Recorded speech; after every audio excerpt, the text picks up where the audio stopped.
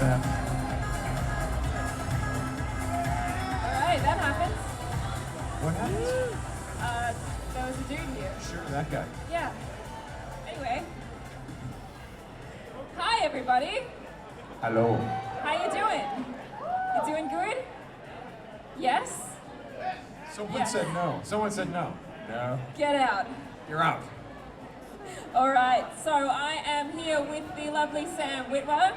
Make some noise. Yeah. Very good. All right, are you enjoying Haven? Yeah, so far so good. Got a lot of stormtroopers here. Great. I can't see you. The light's in my eyes. I'm sure you're there. You're not lying to me. Yeah. All right. So, to kick things off, I have a confession to make. Confess, please. I looked you up on IMDb. Okay. And your first credit that I could find was on ER, which is quite a bit of a departure, the TV show ER, from what we're used to seeing you in. Sure. So tell us a little bit about how the guy who was in one episode of ER ends up where you are now in your career today. What was the journey? Well, on ER I got to call Sally Field a bitch, so that was cool.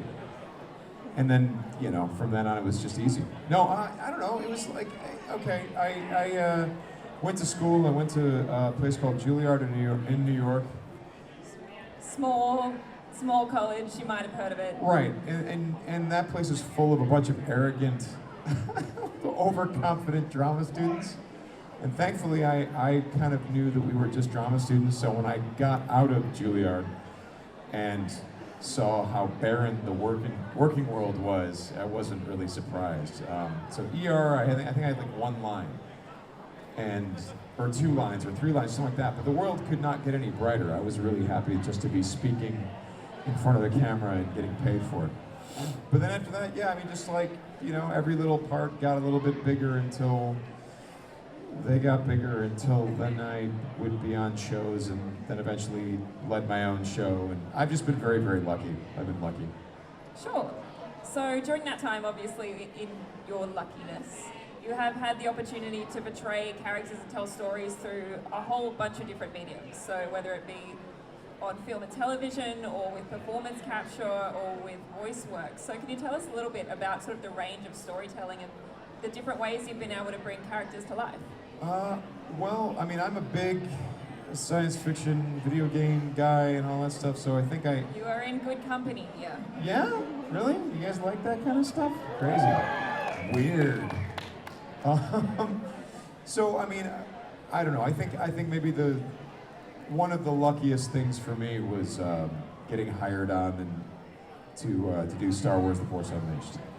That was a situation where they painted this character, and a friend of mine who worked at Lucasfilm saw the painting, and it looked a lot like me. So he calls me up one night. He's like, "Dude, do you have like a headshot and resume you could send me?" I'm like, "Sure, yeah, why?" He's like, "Well, because Darth Vader has a secret apprentice." I'm like, whoa, what? He's like, "Never mind, I didn't say anything. Anyway, just send me your stuff." So I sent him the stuff, and my headshot looked very, very similar to the character they'd created. Then did this whole audition process and proved that I could, play the character, but also proved that I was a huge Star Wars nerd, and I guess they liked that, because they kind of figured that I would, try hard. I would try to do it well. And then through Star Wars: The Force Unleashed, I kind of bullied the game director into letting me play Palpatine. And then all that dark side stuff led to me being hired in the Clone Wars. Clone Wars led to more Clone Wars. That led to Rebels, and then lots of video games in between. Lego, Star Wars, Battlefront, you name it. Lucasfilm has been employing me for 8 years now. So I feel like a huge con man to work on like my favorite IP. That's awesome. So you voice video games. Do you play video games? Yeah. It's really disconcerting. I'll be playing Battlefront, and then I'll be chased around by Palpatine, so I'm being taunted by my own voice, I'm like, "Oh no, here comes, your feeble skills are no match for the power of the dark side." Oh, it's weird being next to that. Yeah. Well, it is weird though, I'll get killed, and then I'll just hear my own voice go, pathetic. That's awesome. So you play such a diverse range of characters in your work. How much of yourself do you get to bring to those characters? Oh, the Palpatine voice is my normal voice. This is a voice I'm putting on, but if I would talk like I normally do, I would talk like this. The ladies love it, dude. Just go up to them in a bar and be like, "Sup, ladies? Yeah, I gotta get you a drink." Yeah, I don't know. It's like when you get into this stuff, you're kind of forced to stretch and learn what your voice does and does not do. And then once you start experimenting with that, you get kind of emboldened. And so, yeah. And so now I'm starting to do some of that in this show. Once Upon a Time, I'm a character with another vocal problem. So I don't know. All right. So you're Palpatine, obviously. You're also Darth Maul. So you mentioned you're a big Star Wars fan. What's it like right now getting to be a part of sort of the resurgence of Star Wars with the new films and like the Disney's injection into the franchise? What's it like being a part of that? Well, I mean, I'm just happy that Disney didn't just ditch us all. It's funny, I mean, when it comes to Disney running Star Wars, nothing's different. The people that I've been working with for years are the same people. So Lucasfilm is still Lucasfilm. Disney, the smartest thing Disney did was they bought the property and they're like, yeah, now we get to do Star Wars. How do you do Star Wars? How do you do that? And they're like, they didn't know. So they just kept a lot, you know, they I'm gonna talk a bunch of crap here. They like fired a bunch of people, and then they're like, yeah, Star Wars, oh, we don't know how to do Star Wars. Hey, hire those people back. And then they did. So Lucasfilm was like the same group of people that they've always been, which is great. I like those people. Awesome. So other than Star Wars, what are your biggest fandoms personally? My biggest what? Biggest fan, I'm a Superman fan. I like Superman a lot when he's not killing millions of people. I'm a huge fan of that guy. When we tweeted out asking people to give us questions to ask you, one of the main questions was, have you ever been considered for the part of Superman? I don't think that I have. I think I'd be more of a Batman guy because I have this like Cro-Magnon brow that makes me look like I'm thinking really hard all the time. Like makes me look like I'm stressed out, like that. This is me smiling, guys. Complete neutral face.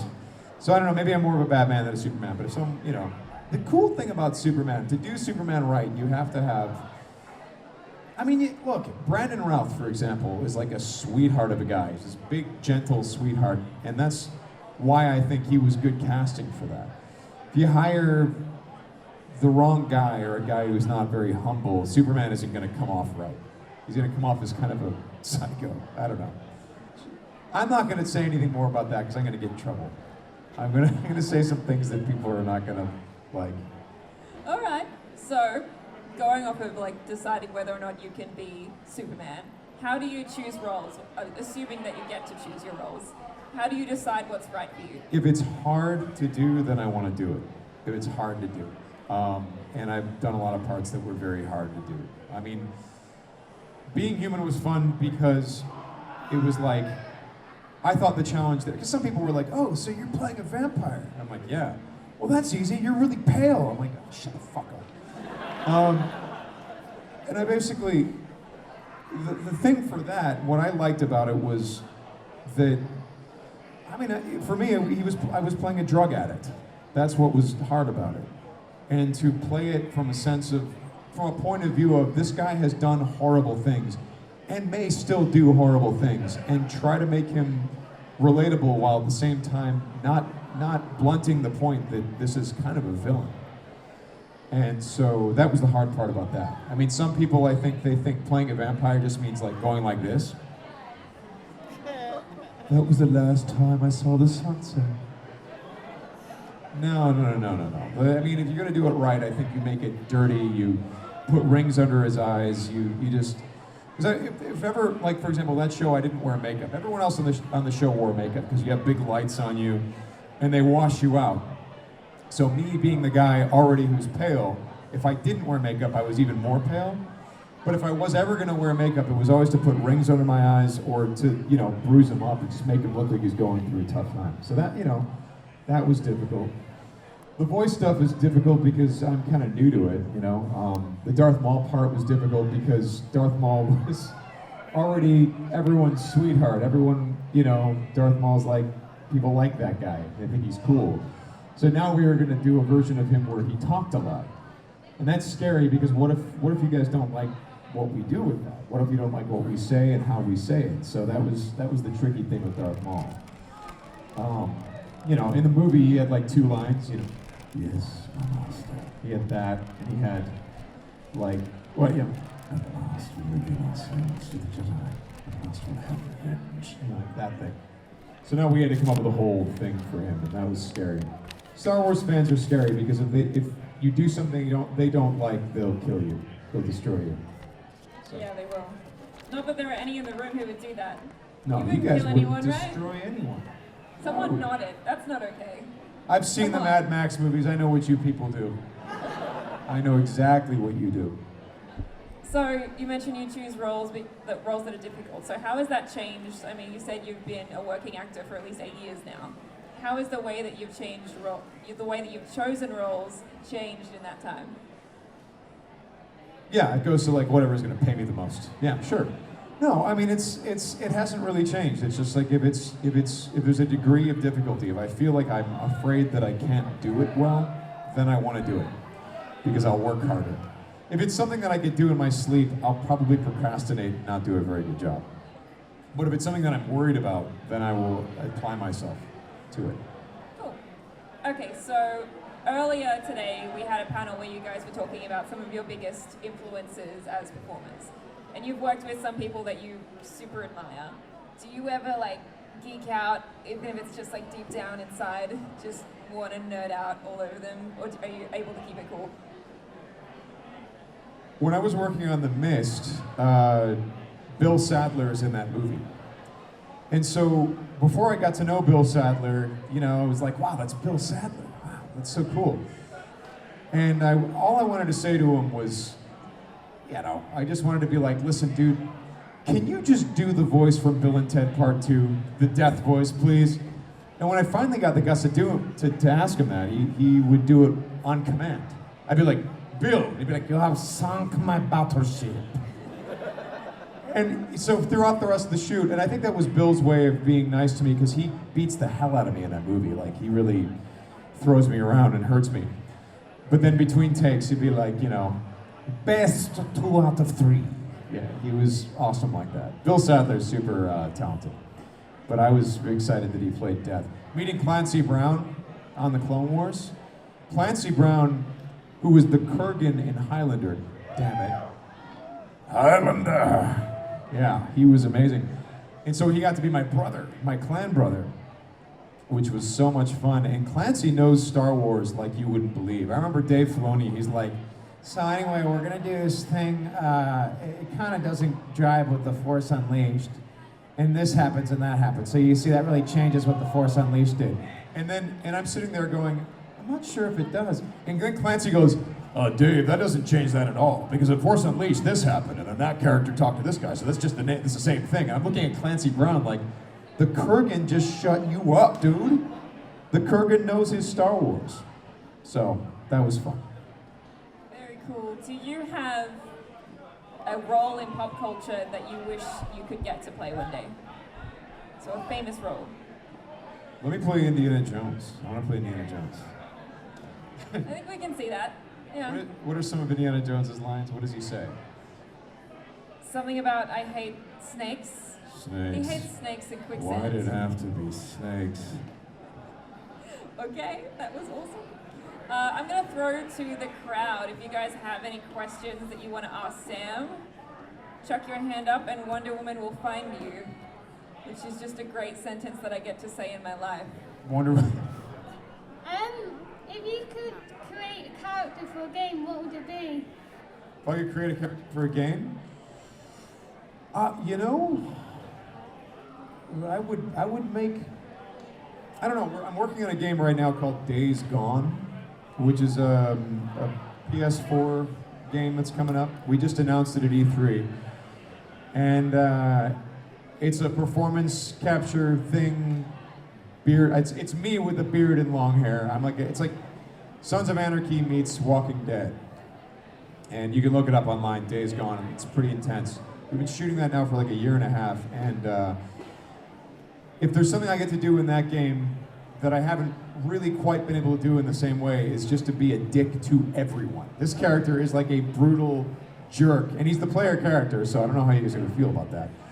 But it's like a post-apocalyptic thing, and the director is very clear that things have gotten so bad that a certain level of civilization is completely and permanently gone, and people are just not nice to each other. You're a bounty hunter, and so I just go talking around like this the whole time, and I'm a dick to everyone. I'm kind of like old Harrison Ford in it. I don't know. Cranky Harrison Ford. Anyone else got a question?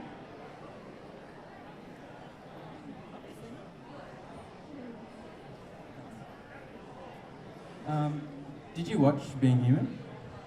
The show that I was on? Yeah. Yeah, I've caught it a couple times. If you mean the British version, yeah, I've seen the British. No, no, we don't speak of that. No. What British show? Yeah. No, I love the British series. I'm a big fan. My favourite scene was when you talked to Josh's sister in the hospital cafeteria. What was your favourite scene to watch in Being Human? Well, to watch, there's a couple scenes that I particularly liked. There's a scene in season 2 where I have to drink from Josh. He's a werewolf, and vampires are kind of allergic to werewolf blood. So I think that was a fun scene between me and Sam Huntington. The other one was when I get to be the Kool-Aid guy and smash through a wall and go, "Oh yeah." That was fun. I mean, the cool thing about the character in Being Human is that he got to become more human as the series went on. And Sam Huntington, who played Josh, was eventually sort of he got to be more broody and more serious. And my character got to be more funny as time went on, which I really liked. But that's the funny thing. So there's this whole stunt, right?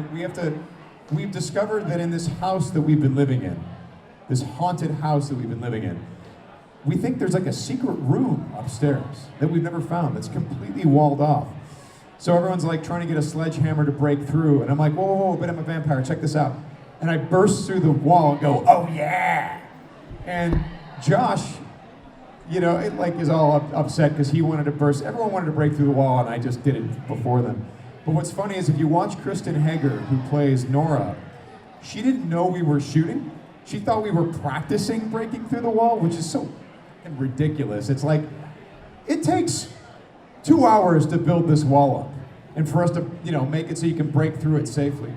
Why would we practice this? Why would we not have cameras rolling? So if you guys watch really close, I break through the wall, and you got Sam Huntington who's standing there like this, and you got Megan Rath who's standing there like this, and you got Kristen Hager going.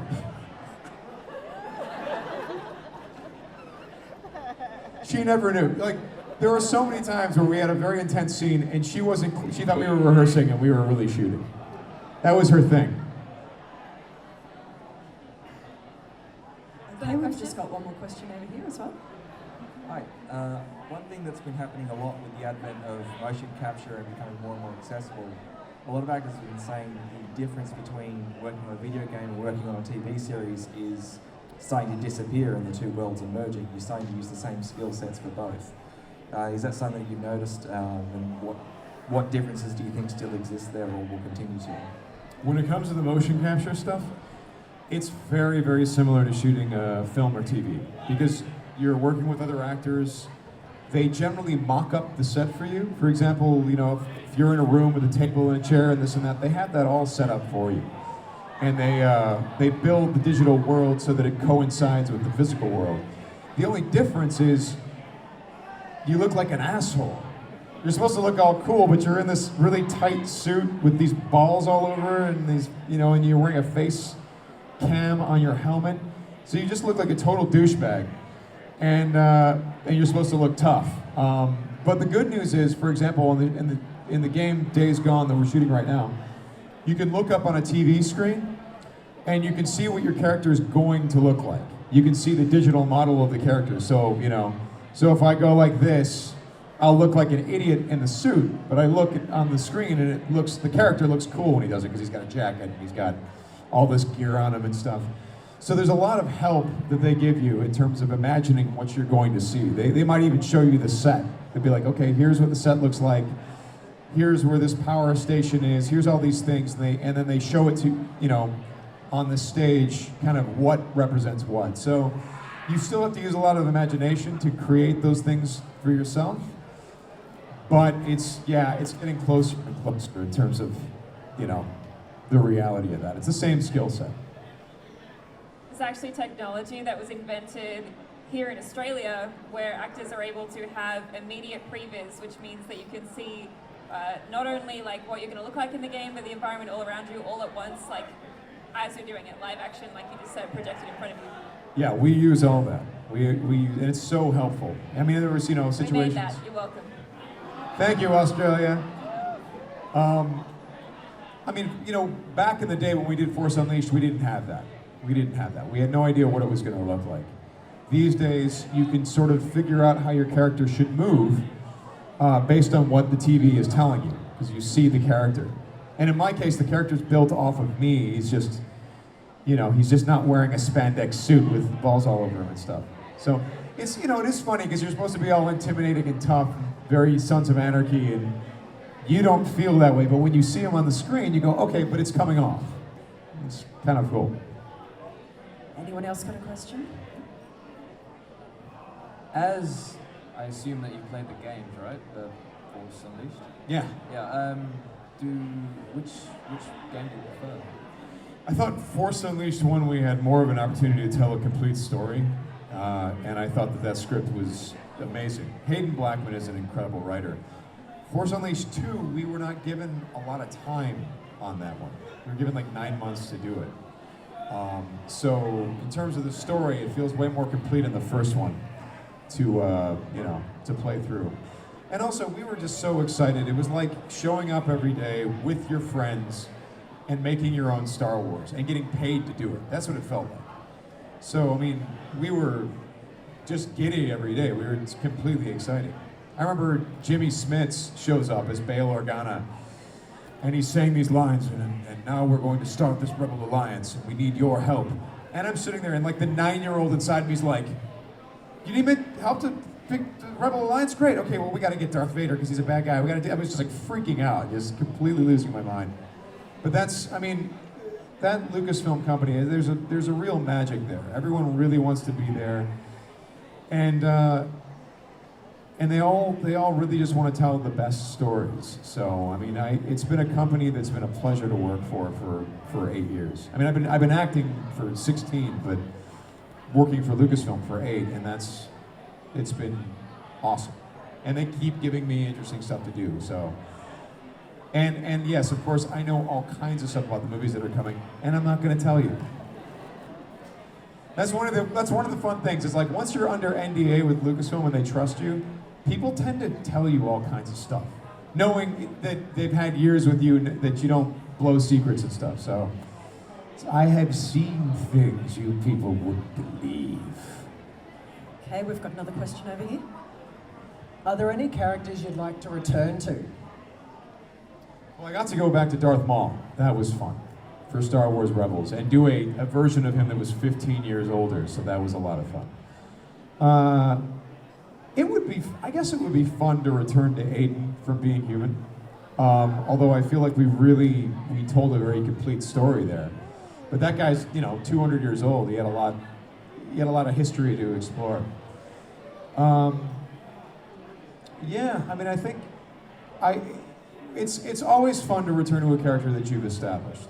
Like the Darth Maul thing, that's because when I first started playing that role, it was, I mean, I would literally go into the bathroom while we were recording, excuse myself to the bathroom and practice, because I just didn't know how to do the character yet, right? And I would do that thing. There was a Star Wars, for Phantom Menace, there were these tone poems. Do you guys remember these, like the commercials they had, where like Liam Neeson would go, you know, it will be a hard life, a life without reward, without remorse. A path will be placed in front of you. There was the whole thing, or you had Shmi Skywalker, you know, don't look back when you're all alone. And there was a Darth Maul one where he goes, you know, fear attracts the fearful, the strong, the weak. And so I would practice that in the bathroom before I would go in to sort of make sure he felt like Darth Maul. And the cool thing is, once you've done the character for a while, you don't need to do that anymore. You just kind of show up and the character's like in there.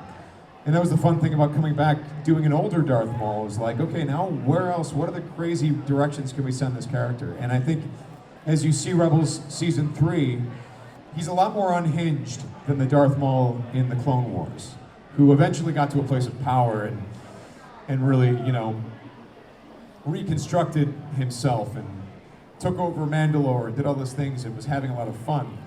And this Darth Maul is a guy who's been really disappointed with what life has given him.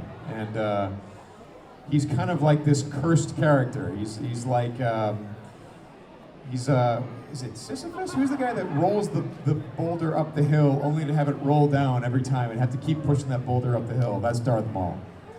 So that it's always fun to return to a character that you have history with. Anybody else got a question? Oh, yep, that one.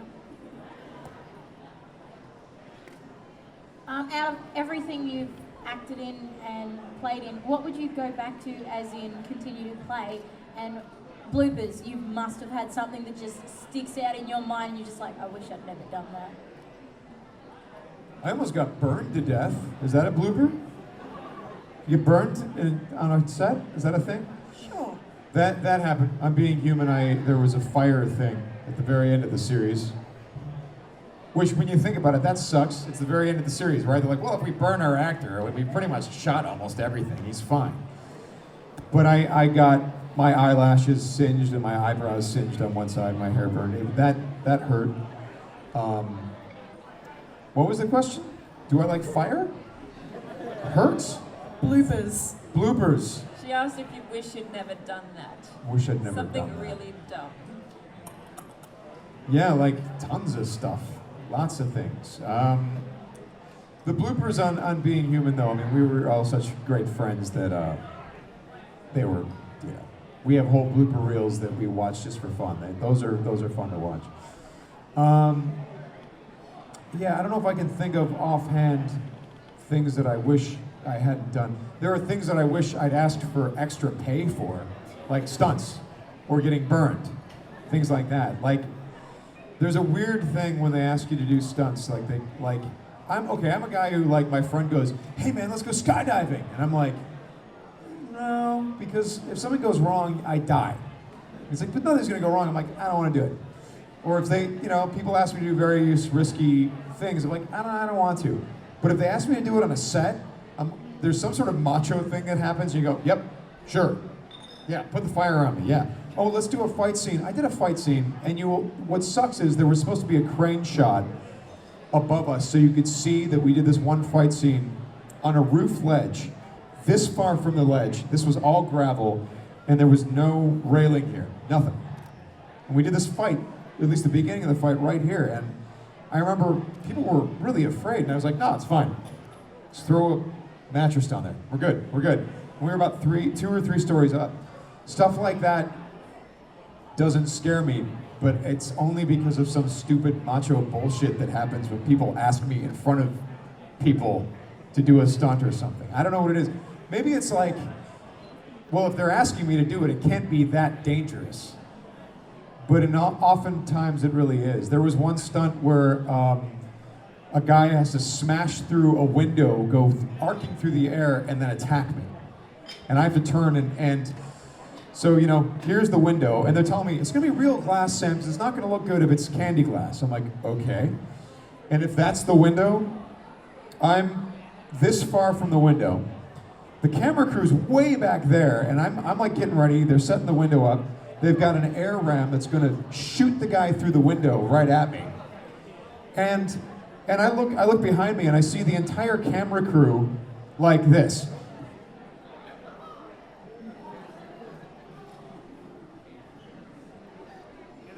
They're all like in chainmail armor and like visors, and I'm just like, so then I go to the stunt guy, I'm like, I couldn't help but notice that, like, you know, they're in riot gear. What's going on? Do I need to be careful about this glass? And he's like, I don't know, man, like just close your eyes. Okay. So then I stand there, they yell action, And I close my eyes, and I hear this glass shatter, and I open my eyes after they yell cut, and I see a stunt guy laying here on the ground bleeding. And I'm like, all right, that's not good. So, you know, the stunt had gone horribly wrong, and he got injured. Then they had to reset it. The next morning, we were going to try it again. And this time it occurred to me, I'm like, wait, but if that air ram goes off and he's flying through the air at me, if I close my eyes, I'm going to have a guy covered in glass jumping on top of it. This is going to be bad. So I ended up opening my eyes, glass is shooting past me, and this guy is flying through the air like me. And if I had closed my eyes, he would have just slammed right into my face and I would have been destroyed. So I opened my eyes and I ended up, you know, catching the guy as he came in. And that's when it occurred to me that when stunt people are asking you to do stuff, they don't know what the fuck they're talking about.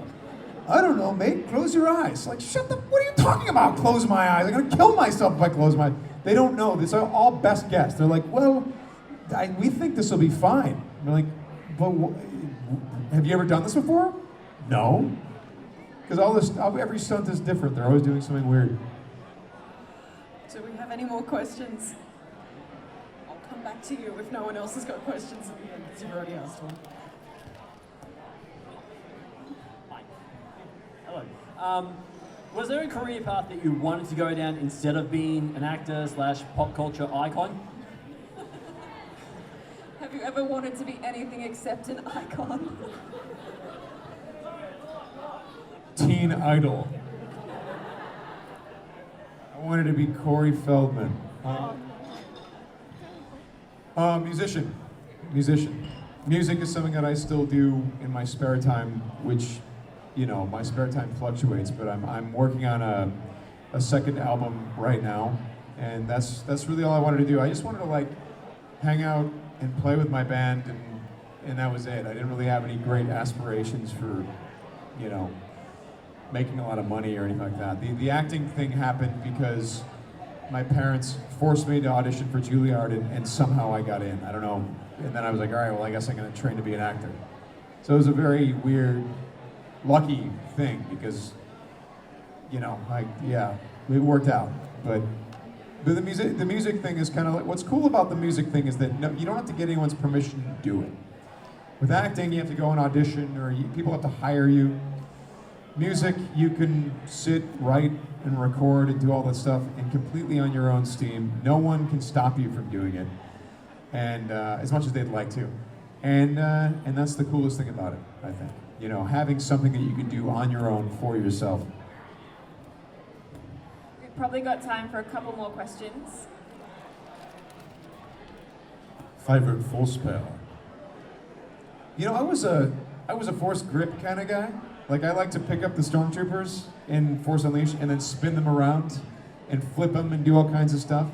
And if you guys are fans of Star Wars Rebels, the stormtrooper, I believe the stormtrooper that you hear a lot of times when you're flipping stormtroopers around in Force Unleashed is Steve Bloom, who plays Zeb on Star Wars Rebels. The Zeb, this guy. So it's him, Steve Bloom going, you know, he's that guy. I was a force grip type of guy. Failing that, force push, because I'm very pushy. Yeah. Okay, last question. Anyone wants to raise their hand? All right, you've got it. Sorry. Oh my God. I have a voice request for you. Please. Can you do Old Man Luke Skywalker from The Force Awakens? Old Man Skywalker? Sure. Well, Batman, it's so good to see you. Oh, wouldn't it be wonderful if I finally made him go mad? That's my old man, Skywalker. I think that's how he sounds. I've seen the dailies. Something like that. We have to get a round of applause for that. Yeah. Well, thank you so much, Sam, for joining us. Thanks for all of your wonderful questions. Stick around for the Critical Role panel right after this, and I hope you're all having a great night.